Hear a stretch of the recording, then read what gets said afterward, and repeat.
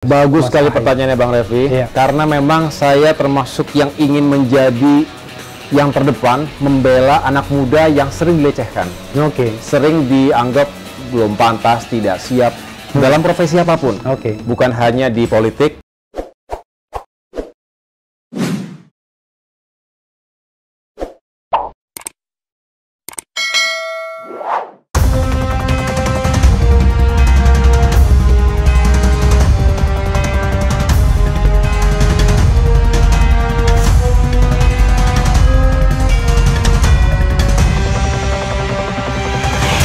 Assalamualaikum warahmatullahi wabarakatuh, Sobat Era sekalian. Jumpa lagi kita di channel yang keren ini, Keren Cadas.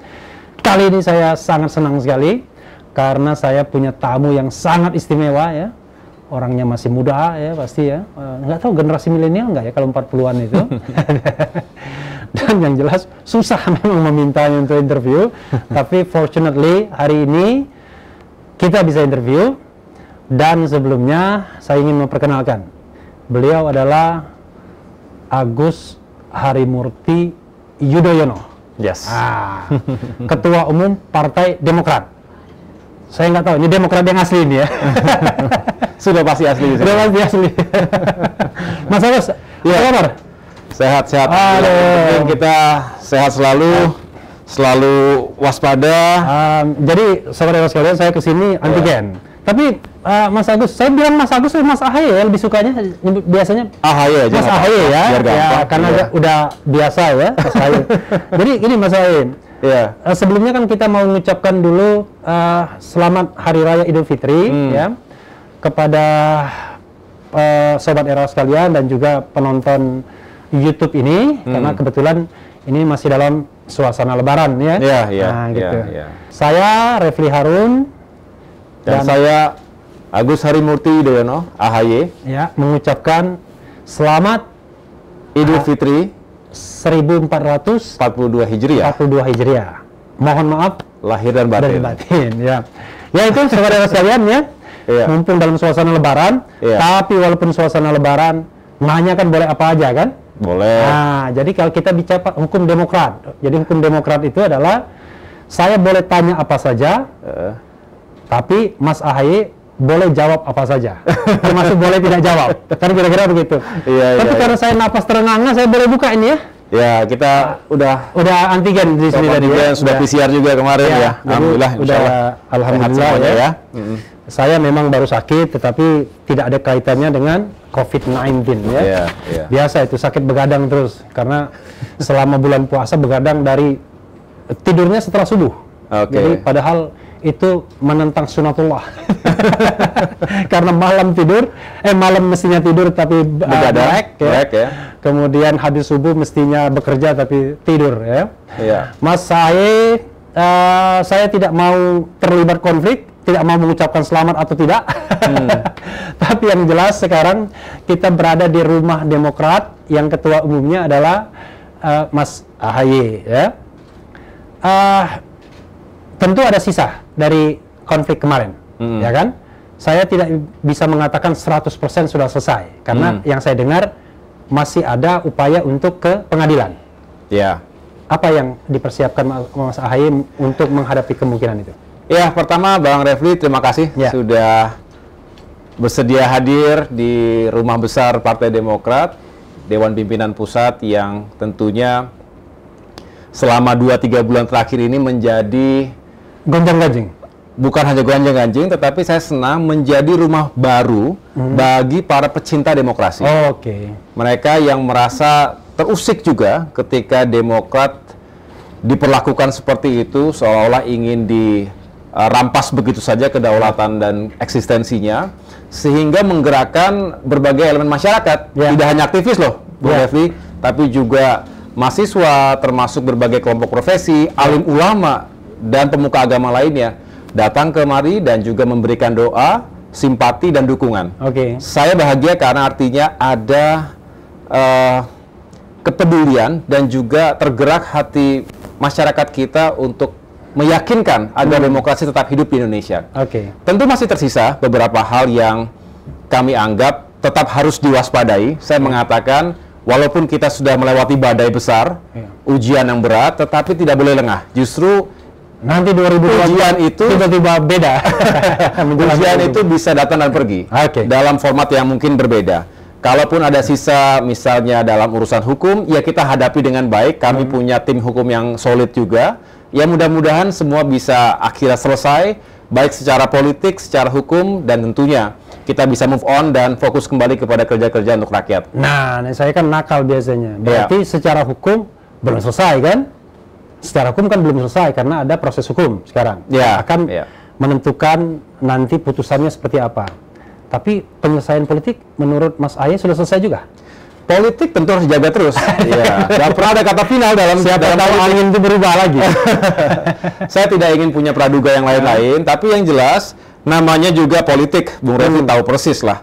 Tidak pernah ada kata awal dan tidak pernah ada kata akhir. Jadi selalu ada dinamika yang harus kita ikuti. Bagaikan ini ombak, kadang tinggi, kadang juga tenang, tapi juga tidak boleh kita anggap tidak ada ombak sama sekali. Jadi saya merasa lebih baik kita mempersiapkan diri tadi dari aspek legalnya, aspek politik, tapi juga kedekatan kita dengan rakyat itu juga menentukan. Kalau kemarin tidak ada tekanan yang kuat dari rakyat terhadap isu ini, bisa jebol juga. Artinya semua saling berpengaruh. Ya, karena pengalaman partai-partai sebelumnya kan, seperti itu. Memang ketika ada konflik kepengurusan yang punya preferensi dengan kekuasaan, itu biasanya dalam tanda kutip quote unquote dimenangkan, kira-kira begitu ya. Nah, ini jangan-jangan Demokrat ini pengecualian. Presidennya begitu. Presidennya begitu. Jadi kemarin saya mengatakan mungkin masih presiden, belum presiden ya. Kalau presiden kita bicara 2024. Iya. Artinya saya katakan kepada para kader, mungkin kita bisa mencetak sejarah ketika itu ya, sebelum akhirnya tanggal 31 Maret diumumkan oleh pemerintah penolakan terhadap KLB Deli Serdang. Saya katakan mungkin, tapi kita jadikan itu kenyataan, mencetak sejarah baru yang positif, karena lagi-lagi saya katakan ini bukan hanya sejarah buat Partai Demokrat, bukan hanya untuk AHY terlalu kecil, tapi juga sejarah untuk semua. Nah, oleh karena itu saya mengatakan, ya sebaiknya kita kelola ini dengan baik, tidak boleh ada kata, ini kan sesuatu yang mengada-ngada. Betul, bagi kita nggak masuk akal sehat. Tapi ini gerakan yang serius, yang dimotori, didalangi oleh mereka yang berkomplot dengan salah satu aktor kekuasaan. Jadi justru politik itu kadang-kadang lebih banyak tidak ada akal sehatnya daripada sehatnya. Jadi kalau politik itu sehat, sejahteralah kita sebagai rakyat ya. Iya betul. Itu harus kita bangun, Bang. Harus kita bangun politik yang beradab, jangan yang jadi sebaliknya. Politik sehat, beradab, akuntabel dan lain sebagainya. Betul. Tapi saya kok rasanya tidak mungkin tidak bicara mengenai 2024 ya dan Demokrat. Tapi saya ini apa? Aku buru-buru nih. Pagi-pagi ngomong 2024 nggak apa ya? Kan nanti rekaman bisa kita balik. Jadi tahun 2024. Begini Bang, Mas Aye, saya ini kan frankly speaking, namanya orang Sumatera, apa adanya ngomong kan? Harus apa adanya dong. Satu, bahwa tahun 2004 Demokrat anak bayi baru tumbuh dengan 7%. Tuh. Kemudian pada tahun 2009 menjadi bintang utama, juara liga, dengan 21% suara kalau tidak salah, 26% kursi. Tahun 2014 dalam kondisi, mohon maaf nih, SBY. Saya tidak bilang ayah Anda ya, saya bilang SBY, AHY. Saya lihat sebagai aktor-aktor politik. Betul. Ya kan? SBY berkuasa justru declining. Dari 2009 ke 2014. Kalau tidak salah berapa kursi tinggal ya? 50-an kursi ya? Lebih. 60 berapa gitu 60-an ya, saya kursi. lupa ya. Nah, kemudian 2019 tambah lagi declining karena memang tidak lagi berkuasa dan kita tahu pasti banyak masalah pemilu. Sekarang kursi Demokrat 54. Kalau untuk mencapai 115 itu, tahu angka 115 itu? Angka apa? Presidential threshold.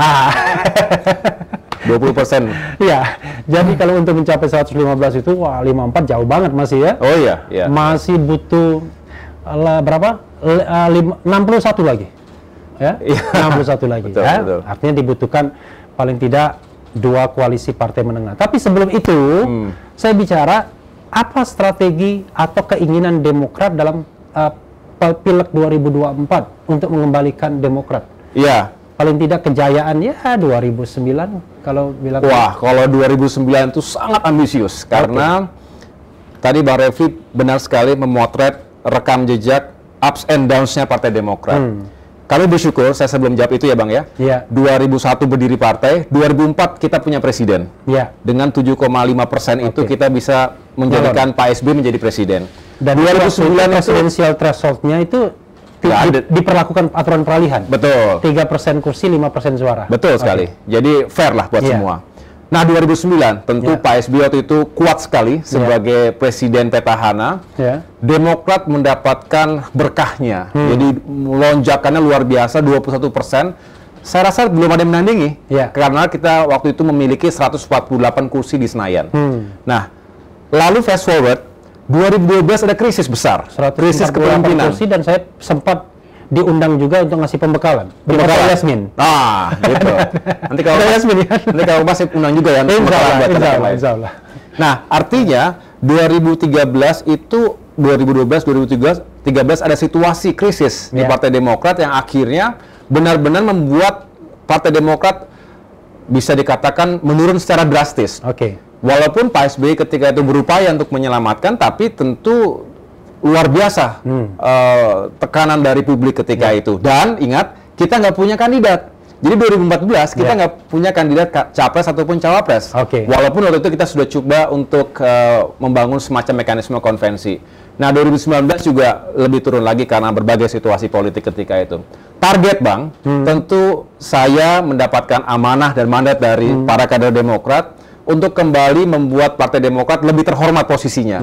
Kalau masuk ke papan atas, ya alhamdulillah tentunya. Sekarang posisinya nomor 5. Sekarang nomor 5 atau nomor 6 malah. Setelah PDIP, kemudian dari kursi Golkar, Gerindra, kemudian Nasdem, PKB, Demokrat, nomor 6. Betul, nomor 6. Jadi dari kursi nomor 6. Ya. Nah, mudah-mudahan kita bisa merangkak lagi slowly but sure. 2023 masuk 2024 postur kami lebih kuat lagi. Jadi ada target spesifik.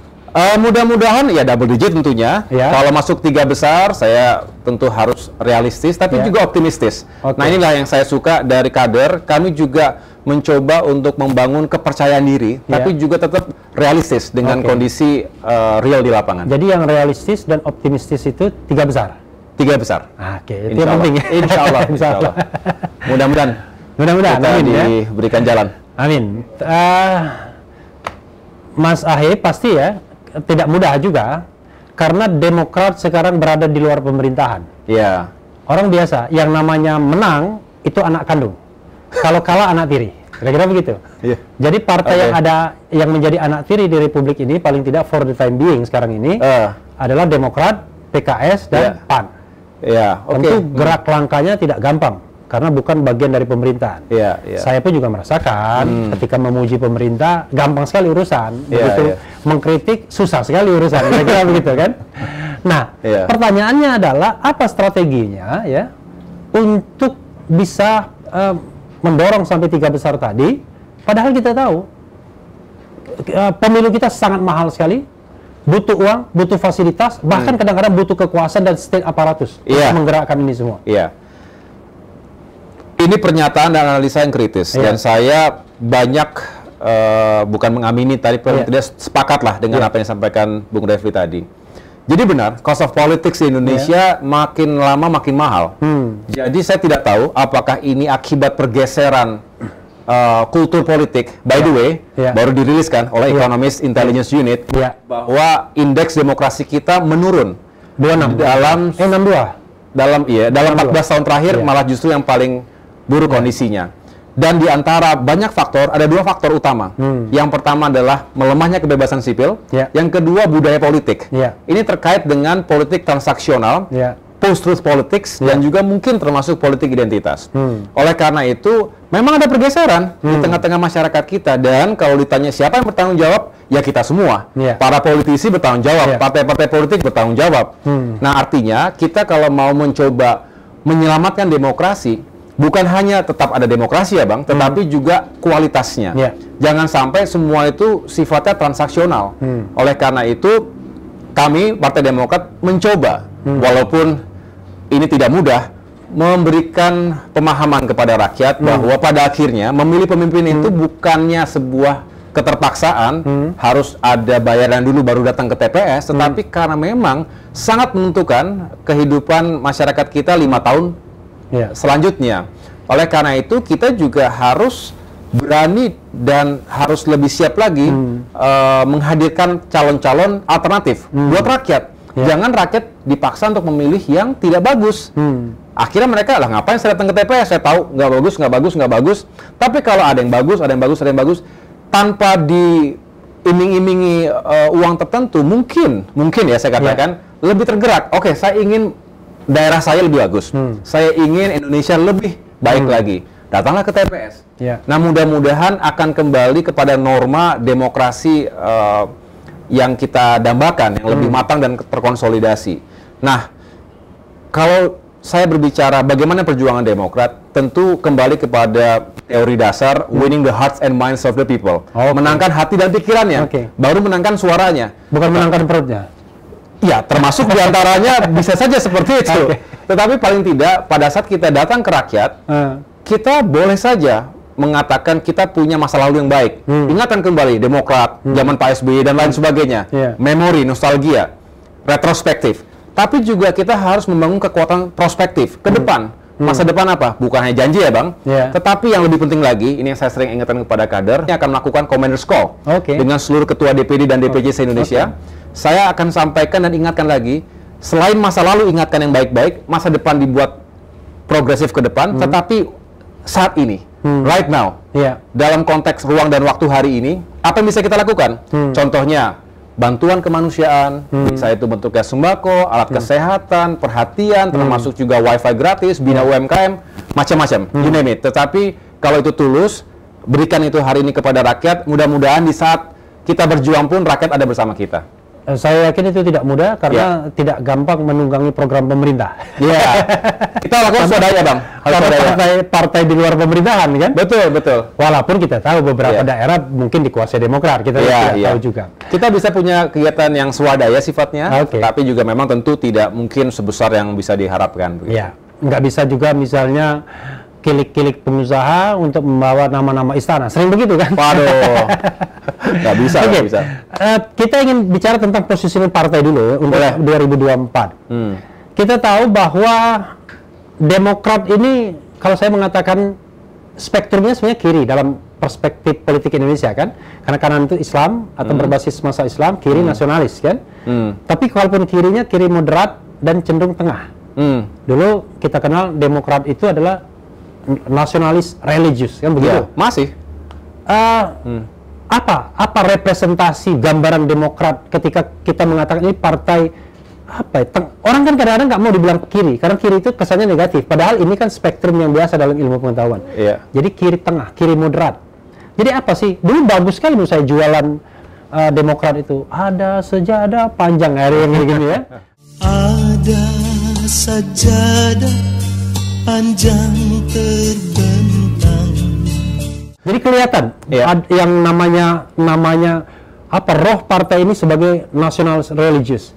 Nah sekarang langkah seperti itu apa untuk menaikkan giroh itu kembali? Positioning kami nggak berubah sebetulnya. Nggak berubah. Sejak 2001, kalau Abang baca lagi, kita baca lagi semua manifesto Partai Demokrat 2001. Tahun ini kan kita tahun ke-20 nih. Jadi 2 dekade kemudian kami sudah bedah. Ternyata perjalanan kami tetap pada posisi tengah. Jadi saya mengatakan Demokrat adalah partai tengah, yang moderat. Orang kan nggak akan mau dibilang partai kiri. Nah, saya mengatakan tengah mengapa? Karena begini, ini saya sampaikan saja bukan persepsi tapi fakta ya. Mengapa kami mengatakan moderat dan progresif, nasionalis dan religius? Karena memang itu. Jadi kalau berbicara nasionalisme, kita tidak lagi berdebat ya, karena memang pondasi kebangsaan Partai Demokrat ini kuat. Sejak awal inisiatif penggagas pendirinya itu adalah kelompok nasionalis. Ada yang seperti Pak SBY, militer, ada yang juga mewakili keberagaman, mayoritas dan minoritas, dan berbagai elemen lainnya, termasuk elemen-elemen identitas tertentu. Jadi kokoh, dan itu kita pelihara sampai sekarang. Tapi tentu, satu nafas yang sama nilai-nilai religiusitas itu juga dijaga. Nah, saya katakan tadi fakta, di Aceh, Bang, Demokrat kuat. Sekjen saya orang Aceh, tapi di sana itu kita memiliki suara yang kuat. Bahkan Gubernur Aceh hari ini adalah Ketua DPD Partai Demokrat Aceh. Yang sangat Islami dalam arti Aceh yang begitu tahu kita syariah Islam dan lain sebagainya. JK berwasa hak keras untuk mendamaikan Aceh di Helsinki, perdamaian Helsinki, tapi yang menang SBY di Aceh. Kerjasama lah itu, kerja bareng lah itu. Nah, di ujung timur, kita tahu Papua juga kuat. Jadi ketika Papua terusik, ada masalah, Demokrat juga pasti akan serius karena kepala daerahnya, gubernur kita, banyak kepala daerah di tingkat kabupaten kota juga adalah kader Partai Demokrat. Pak Lukas NMB juga adalah gubernur Ketua DPD Partai Demokrat. Jadi artinya spektrum konstituen kami lengkap dan luas, dan itu meneguhkan tadi nasionalisme dan religiusitas. Orang bisa mengatakan memang paling gampang ya Bang, melihatlah pelabelan itu dari atributnya, dari pakai peci dia, pakai sarung dia, itu mudah untuk kemudian dilekatkan Islami. Ini kita pakai peci karena Lebaran ya, sobat Hera sekalian. Tapi kalau saya lebih senang mengatakan apa yang kita perjuangkan, itulah baru kita bisa terlihat apakah kita nasionalis dan apakah kita religius begitu. Nah, termasuk perjuangan kita di parlemen, perjuangan kita di ruang-ruang publik, termasuk juga di tingkat lokal, di tingkat daerah. Kami punya cukup banyak kepala daerah dan juga tentunya anggota dewan di sana sini. Jadi kalau kami mengangkat sebuah isu yang juga pro rakyat, pro umat dan juga pro rasionalis, saya pikir itulah yang menunjukkan kita adalah partai yang moderat. Karena kenapa saya bilang demikian, mention lagi soal religius itu sekarang ini sepertinya ada kecenderungan untuk memisahkan antara urusan politik, urusan negara dan urusan agama. Padahal kan kita sudah berkomitmen untuk tidak menjadi negara sekuler, ya kan, kira-kira begitu. Urusan jilbab pun dipermasalahkan di sekolah. Aduh, iya, saya sayangkan betul itu. Iya. Itu sebetulnya final lah, Pancasila kan final ya. Itu mengatur banyak hal dan juga kompatibel semua agama. Islam, ya Indonesia nggak merdeka kalau nggak ada kekuatan Islam, nggak ada para ulama, para ustadz dan para santrinya. Tapi juga dalam konteks kekinian selalu bisa kita gali lagi kesamaan-kesamaan antar perbedaan yang kita miliki di Indonesia. Islam sendiri, saya boleh sedikit tambahkan ya Bang Refli ya. Saya sedih ketika ada upaya untuk menghantam sesama umat Islam. Apalagi kemudian dieksploitasi perbedaan-perbedaan mendasar termasuk perbedaan kultural. Nah, kemudian juga antar identitas yang lain, Islam dengan agama yang lain, Islam dengan Pancasila, kok jadi komoditas politik. Maksudnya itu kerjaan penguasa hari ini? Saya nggak mengatakan demikian, tapi kan terjadi nih. 3-4 tahun terakhir kan kerasa nih. Kalau 3-4 tahun terakhir itu pada masa pemerintahan siapa ya? Ada yang bilang kompor. Ya, memang itu concern kita tentunya ya, karena saya pribadi mungkin mewakili juga Sobat Hera akan berharap bahwa kaitan kebangsaan dan religiusitas itu tidak pernah hilang dalam diri partai manapun, walaupun dia mengaku nasionalis kiri sekalipun atau dia kanan sekalipun. Itu soal partai. Tapi ngomong sama Mas AHY ya, tanpa ngomong 2024 itu ibarat ngomong sayur tanpa garam. Nah, kira-kira. Dan kalau semua survei yang ada, saya kan pembaca survei, paling tidak kalau sampai urutan ke-6 pasti ada nama AHY, kan gitu. Biasanya di situ disebut Prabowo, Anies Baswedan, Ganjar Pranowo, Ridwan Kamil, Sandiaga Uno, AHY biasanya. Kadang-kadang bisa nyodok-nyodok juga ke 5, 4 dan lain sebagainya. Jadi kalau kita bicara makom tentang Pilpres 2024, saya berbicara yang dengan makomnya tinggi. Kira-kira begitu ya. Makomnya tinggi, makom surveinya tinggi. Mas AHY getol sekali safari politik sekarang. Ya kan? Kemarin ke Ganjar Pranowo, ketemu Ganjar. Kemarin yang agak heboh sedikit ketemu Anies Baswedan. Waduh, orang mau mengatakan Ganjar AHY, Anies AHY. Tapi jangan-jangan dari sini mengatakan siapa bilang Anies AHY Anies. Silakan komentarnya. Iya, Bang Refli, kita punya tradisi politik yang bagus betul ya. Di Indonesia ini, terutama Partai Demokrat, saya kan mendapatkan turunan tradisi, legacy yang bagus-bagus tentu saya lanjutkan. yang nggak bagus, yang belum sempurna ya tentu kita perbaiki bersama. Saya lupa nih, 10 tahun jadi anak presiden. Jadi saya melihat Indonesia ini akan rukun, akan harmonis ketika banyak yang melakukan silaturahim. Ulama umaro harus dekat, jangan dipisah-pisah, jangan dijauhkan, apalagi malah dicurigai. Dicap radikal. Tapi antara elemen bangsa, antar partai politik, antar tokoh politik itu harus erat juga hubungannya. Jadi ketika saya mendapatkan amanah menjadi ketua umum Partai Demokrat tahun lalu ya, saya sudah punya niat untuk melakukan, terminologi saya adalah silaturahmi 360 ke segala arah. Dan saya tularkan itu, saya jadikan instruksi ke bawah juga. Untuk jadi tingkat DPD dan DPC. 360 derajat. Balik lagi, kalau 180 nggak balik itu. Jadi ke segala arah. Kita mau tokoh ini afiliasinya partai A, partai B, yang kiri, yang kanan, yang tengah, termasuk juga organisasi massa, termasuk juga media dan lain-lain. Media mainstream maupun media sosial.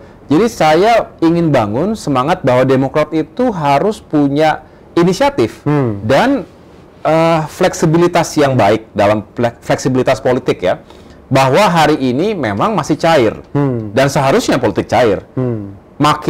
Makin kaku nanti atau makin panas ketika menjelang tahun politik, tahun pemilu, dan itu wajar-wajar saja. Tapi kini saatnya kita untuk merajut hubungan, kebersamaan, saling kenal, paling nggak saling kenal. Kayak misalnya saya datang ke partai-partai lain ataupun saya menerima kunjungan dari partai lain, itu kan saling mengenal leadership-nya. Oh, ketumnya si A, sekjennya si B. Ganjar Pranowo itu ketua umum PDIP ya? Bukan. Kalau itu adalah kepala daerah. Kepala daerah. Nah, jadi begini Bang, saya juga mengkategorikan silaturahmi 360 itu selain tadi partai politik, tapi juga kepala-kepala daerah. Saya pernah datang ke Pak Edi Rahmayadi. Edi Rahmayadi itu yang kemarin jawab jinawab dengan Bobi Nasution. Gitu ya. Kemudian saya juga pernah bertatap muka dengan Gubernur Sulawesi Selatan, Pak Nurdin Abdullah. Nurdin Abdullah yang sekarang lagi sekolah ya kan? Ya, mudah-mudahan bisa dihadapi lah situasinya. Gubernur Jawa Timur tentu Bu Khofifah. Khofifah ya, yang juga disebut-sebut ya kan? Kemudian juga dengan bahkan Sri Sultan, Gubernur Yogyakarta. Tidak disebut-sebut tapi endorsement dia penting. Gubernur Jawa Tengah, sangat disebut-sebut. Ya, kan? Gubernur NTB, Pak Zulkifli Mansah. Ini jago dari timur, menurut kedai kopi. Iya. Gitu. NTT kemarin kita juga datang ke siapa namanya, Pak Victor Laiskodat. Terakhir begitu sampai Jakarta, saya malah begini, kok kita ini sering keliling-keliling daerah, berbagai provinsi, kita sempatkan untuk bersilaturahmi dengan kepala daerah setempat ya. Mantan bersaing. Kalau saya mengatakan utamanya yang luar non kader Partai Demokrat. Nah, kok malah di Jakarta kita dekat tempatnya, tapi karena biasa begitu kan, sesama di Jakarta malah jarang ketemu begitu, karena kita biasanya mikirnya keluar ke Indonesia. Nah, saya sudah niatkan itu sejak lama. Mas Anies pun demikian. Jadi kita ketemu lah. Gimana kalau agak mendadak, 2 hari aja persiapan. Gimana kalau hari Kamis kita bertemu? Cocok. Akhirnya terjadilah pertemuan itu dan bagus silaturahminya. Mas pesaing dan tidak pesaing itu menurut saya justru menunjukkan inilah demokrasi, inilah politik yang sehat. Saatnya kita bertarung ketika itu saling kontes. Tapi ingat Mas Refli, Bang Refli juga ketika dilantik di istana, saya datang. Yang datang tuh yang lainnya. Itu pilihan masing-masing. Ya. Saya datang. Dan setelah itu kita tetap bersahabat. Artinya ya janganlah kemudian putus hubungan. Dan kemarin bagus sekali kita juga saling mengisi, melengkapi situasi di ibu kota, tapi juga berbicara nasional dan juga dunia. Begitu. Jadi beruntung sekali ya, Mas AHY.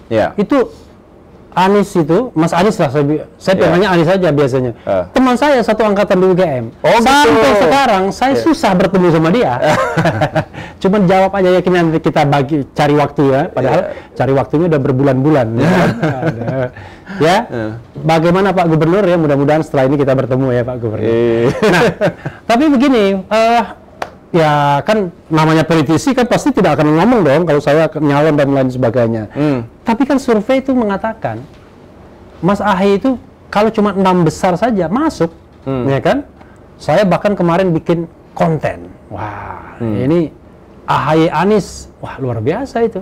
Karena makomnya tinggi-tinggi semua, kalau digabungkan jadi dahsyat. Walaupun memang problemnya adalah siapa sih yang mau menyalonkan selain Demokrat tentunya yang sudah bisa. Saya pengen kecil aja, 1-2 kata. Waktu sama ketemu Ganjar ngomong apa? Yang keywordnya aja. Kemudian sama Anies ngomong apa? Sama, Mas. Keywordnya apa? Sama, Bang, sama. Iya. Masalah COVID kita ngomong. Oh, COVID ya? Iya, jadi Kofifa Indar Parawansa. kita ngomong banyak hal, tapi tadi kan kalau mau diperas, ya situasi hari ini sebetulnya. COVID itu gimana penanganannya, termasuk dampak ekonomi dan lain-lain. Jadi belum sampai sana, belum. Ya, tadi kalau bicara makom itu ya, menurut saya memang menjadi menarik. Namanya politik itu kan penuh dengan gosip. Nggak seru kalau nggak ada gosipnya. Memang akhirnya begitu pertemuan terjadi, semua liar dengan imajinasi kira-kira ngomong apa, terus bagaimana ke depan dan lain sebagainya. Tapi percaya atau tidak, yang kami bicarakan itu lebih kepada apa yang bisa kita lakukan hari ini. Karena saya yakin sama-sama menjaga, sama-sama nggak ingin terlihat kemajon, kemudian seolah-olah sangat ambisius, padahal masih punya tugas yang juga selesaikan. Sebagai kepala daerah, beliau-beliau ini kan juga sangat harus fokus ya. Saya sendiri juga punya tugas memimpin partai. Jadi nanti pada saatnya mungkin karena dalam politik itu sebenarnya juga dalam kehidupan yang bicara tidak hanya mulut, mata dan hati juga bisa bicara. Itu kayak dalam percintaan. Dalam percintaan ya, mata dan hati pun bisa bicara. Tapi begini, banyak sekali calon-calon pemimpin muda ya. Saya bisa menarik Mas Ahy sebagai tokoh muda nomor 1 sekarang ini. Katakanlah pengertian nomor 1 terdepan kalau kita lihat hasil survei. Usia sekarang baru 41 tahun. 41 ya? Atau udah masuk 42? 42 mau 43 harusnya. Oh, 42 masuk 43 kan ya? Sekarang 2021 ya? Iya, 78, Bang. Oh iya. Karena waktu mendaftar itu 40. Kurang sehari ya? Kalau nggak salah yang 2019? 2018 ya, 2018 daftar sekarang. Oh ya.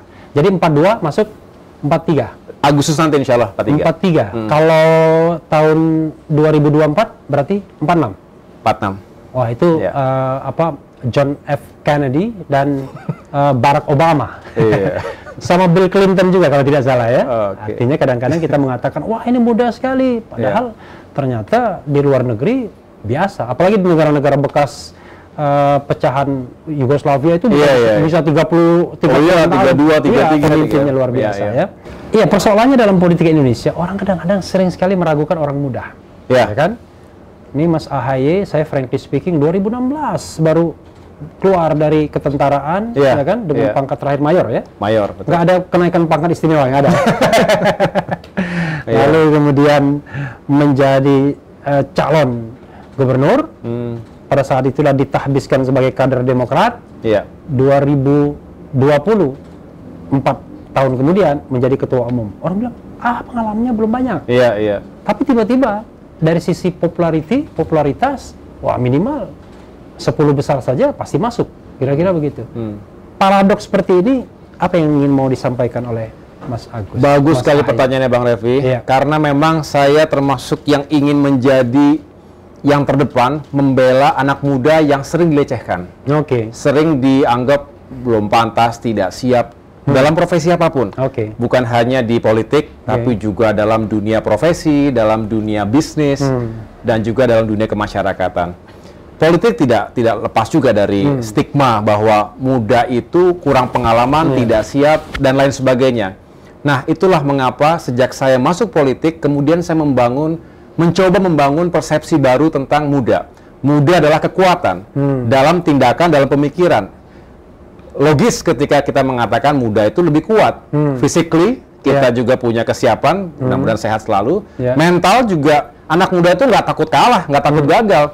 Gagal, jatuh, bangun lagi, tinju lagi gitu. Tapi kalau mungkin sudah merasa panjang pengalamannya, malu, takut gagal, dan lain-lain, akhirnya justru ragu-ragu. Saya sudah mulai takut nih, kelihatan gejala orang tua saya.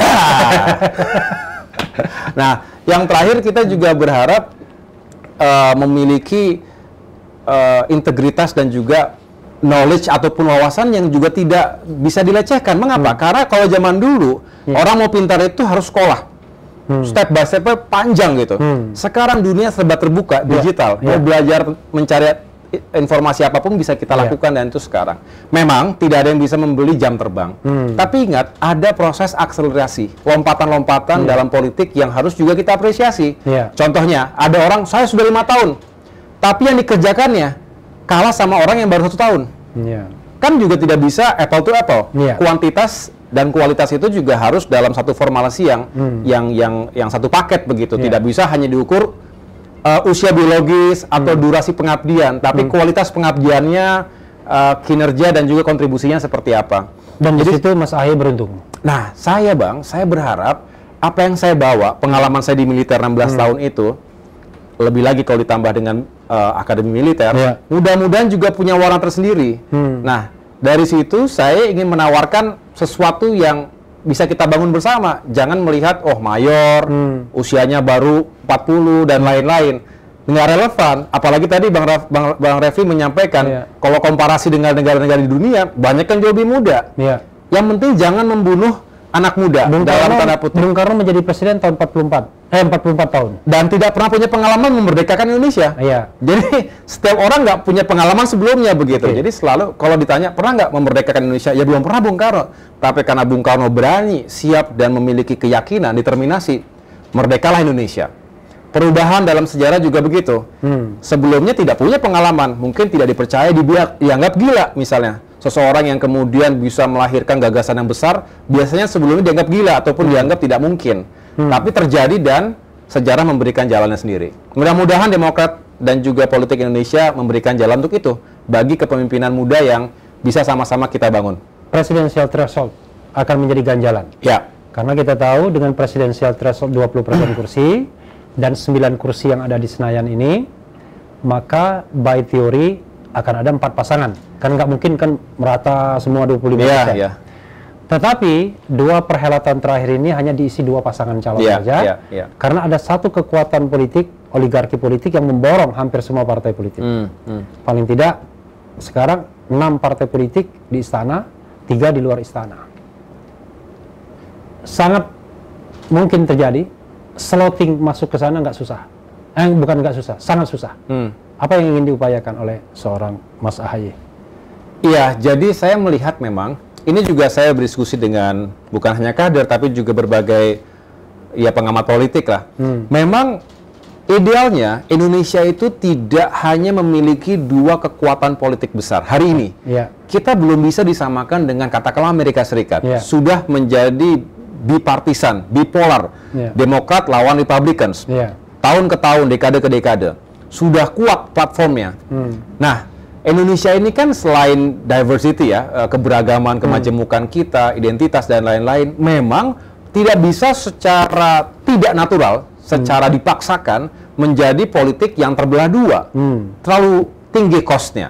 2019, keberlanjutan dari 2014, kebelah Indonesia. Walaupun setelah itu seolah-olah anti klimaks, yang saling berlawanan bergabung jadi satu dalam pemerintahan. Pengikutnya enggak? Pengikutnya bagaimana? Sudah retak, udah pecah-pecah, dan ke bawah sampai dalam berbagai aspek lainnya. Oleh karena itu, saya sih berharap ada lebih dari 2 alternatif kekuatan. Mungkin 3, kalaupun 4 itu sulit 3, tetapi lebih dari 2. Dengan demikian, masyarakat pun masih punya alternatif, tidak langsung ikut kiri atau ikut kanan, 01 atau 02. Kok nggak ada pilihan lain? Kok nggak ada bagi mereka yang mencari jalan tengah misalnya? Oleh karena itu, saya berharap ikhtiar kami membangun kebersamaan dan juga trust ataupun paling tidak chemistry building lah dengan sejumlah kawan-kawan sahabat partai politik lain. Jadi kalau kita ketemu nanti paling tidak, sama-sama kita punya bukan ambisi tetapi punya harapan menjadi alternatif misalnya begitu, ya kita ketemu nanti. Tetapi berbicara 2024 ini kan Bang Refli, elektabilitas dan juga tiket koalisi. Dua-duanya harus saling itu ditentukan pada tahun 2023. 2023. Kalau sekarang mungkin terlalu dini. Tetapi komunikasi harus dilakukan dari sekarang gitu. Dini tapi 2 tahun setengah lagi. Kemarin juga kayaknya baru 2019 sudah lewat lagi 2021 sekarang kan ya. Iya, tapi tetap saja ini ada orang menyebutnya wah ini koalisi istana. Orang menyebutnya Prabowo Puan mungkin. Kalau nggak Prabowo Puan, kalau Ganjar mau dimasukkan ke sana, Ganjar Sandiaga Uno. Nggak mungkin Ganjar Prabowo atau Ganjar katakanlah Puan misalnya. Tiba-tiba ini ada partai yang lompat pagar istana, nggak tanggung-tanggung. Mau konvensi partai bukan Partai Demokrat, tapi Partai Nasdem mau gandeng Golkar sebagai wakil presidennya, karena Nasdem dan Golkar cukup. Tadi Gerindra cukup. Nah, jangan-jangan AHY ini ngincar porsi yang ketiga ini, jangan-jangan. Saya melihatnya peluang terbuka. Oke. Kan maksudnya baik itu koalisi istana, oh iya dong, koalisi di luar istana, koalisi lompat pagar, atau masuk pagar lagi? Masuk pagar, luar pagar, atas atap, di bawah atap, semuanya masih ada kemungkinan. Namanya juga politik yang cair ya. Tadi 360 tadi. 360. Oke. 360. Oke, 360. Ya. Okay. Nantilah 2022, 2023 makin kelihatan bentuknya. Kalau sekarang masih samar-samar semuanya begitu. Oke. Jadi apakah Mas AHY ingin mengatakan bahwa justru posisi AHY sekarang jauh lebih strategis dibandingkan calon-calon lainnya yang bisa saja terkena kotak-kotak skat? Ya, saya nggak mau mengatakan saya lebih strategis ya, tetapi kalau dilihat memang sekali lagi realitas politik Indonesia itu seseorang boleh punya elektabilitas yang tinggi, tapi tidak punya kendaraan, maka sulit dia untuk bisa menggunakan kendaraan itu untuk mencari kendaraan lain, dan setelah itu punya kendaraan besar, bareng-bareng melaju masuk ke dalam stadion pertandingan. Sebaliknya, orang yang punya kendaraan kuat, mesinnya hebat, udah dimodifikasi macam-macam, tapi si drivernya itu juga nggak tangguh dan juga tidak laku jual. Artinya juga nggak kemana-mana kendaraan itu. Jadi artinya, mesinnya hebat tapi drivernya kagak ada. Nah, justru harus dicari driver yang tangguh dan siap membawa kendaraan itu. Nah, ini pertarungannya. Saya rasa semua politisi punya tantangan serupa. Ada yang merasa saya sudah aman, saya sudah punya partai, tapi elektabilitas mungkin belum cukup. Sebaliknya, saya sudah punya elektabilitas, paling tidak selalu 5 besar misalnya begitu. Tapi begitu cek kendaraan saya mana ya, saya harus mendatangi dulu, melamar dan lain-lain. Seperti perkawinan nanti kan, seperti pernikahan, harus jangan dipaksakan sebetulnya kalau yang paling bagus itu kan, tetapi suka sama suka gitu ya. Tapi kalau sepertinya ya udahlah karena adanya ini dipaksakan begitu, belum tentu langgeng juga. Nah, oleh karena itu ini tantangan semua politisi, termasuk Demokrat. Kita punya sejumlah politisi yang juga punya. Kalau begini kan biasanya gampang ngelak-ngelaknya. Nah, kalau pertanyaan begini yang terukur begini biasanya nggak bisa mengelak kecuali nggak mau jawab.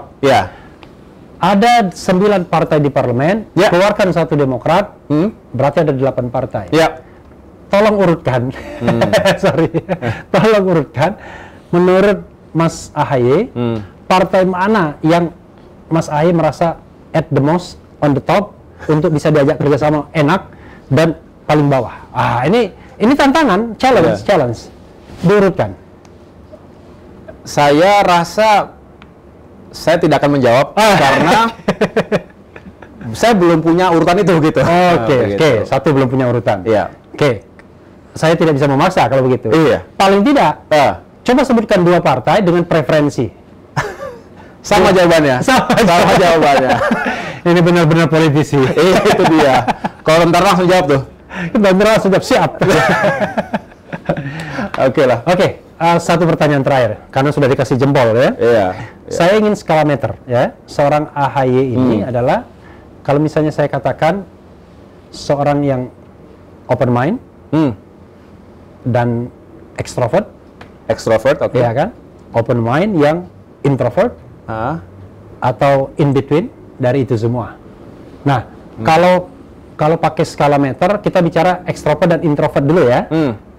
Kalau yang 100% itu berarti extrovert, introvert sekali 0%. Berarti mediannya tahu ya? Nah, Mas AHY berada di poin keberapa? Di persentase keberapa? Di angka berapa? 0 sampai 100 skala meternya. Saya bisa bermain di 40 sampai 60. 40 sampai 60. Jadi tengah juga. Artinya begini. Mungkin saya yang lebih baik menjawab istri saya mungkin, karena namanya karakter orang itu tidak hanya dalam politik. Tapi paling tidak kita mempersepsi diri kita. Nah, tapi kalau saya lihat begini, saya termasuk sebetulnya kalau banyak orang mengatakan true leaders are introvert. Katanya gitu, karena dia banyak menyendiri dan memikirkan dengan baik, nggak yang begitu-begitu gitu. Tapi dalam kondisi terkini juga tidak bisa kita berdiam diri saja tanpa menunjukkan keberanian kita, leadership kita. Itulah makanya saya mengatakan saya nyaman bermain di tengah saja, sehingga 40, ada 60 tadi ya. 40 sampai 60% saja, sehingga kalau dianggap saya bisa nggak berkomunikasi dengan yang lain? Sangat bisa. Tapi dalam berbagai isu tertentu, memang ini dalam konteks ya, apakah saya menyendiri? Yes. Karena perlu setelah mendapatkan semua masukan, saya harus menyendiri. Keputusan terakhir kan seorang pemimpin, bukan yang lain. Kita nggak boleh menyalahkan siapapun begitu. Jadi cocok sekali kalau untuk menjadi ketua umum Partai Demokrat karena Partai Demokrat mainnya di tengah-tengah. Mainnya tengah. Ya, makasih banyak ya. Kapan-kapan kita ngobrol lagi. Oke, sip.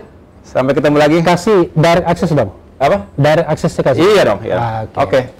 Makasih. Oke, makasih banyak. Ya, sahabat Era saya lihat, itu tadi bincang-bincang saya dengan Agus Harimurti Yudhoyono. Banyak yang kita bicarakan, mudah-mudahan bermanfaat. Sekali lagi, selamat Hari Raya Idul Fitri.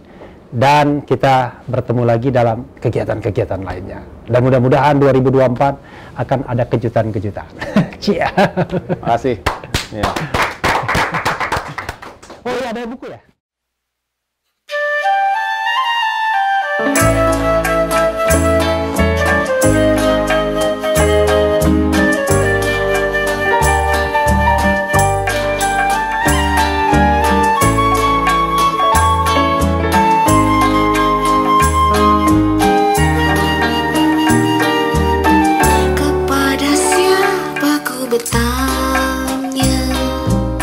Kepada siapa ku mengeluh, kepada siapa ku percaya, kepada siapa ku bersimpuh, kepada siapa ku bersuara, kepada siapa ku bersujud, kepada siapa ku setia, kepada siapa ku rindu. Allahu Rabbi, berserah diri kepadamu. Allahu Rabbi, selamatkan keluargaku. Duhai Allah, tak cukup kata melukiskan rasa cintaku. Hidup dan matiku segalanya ku serahkan kepadamu.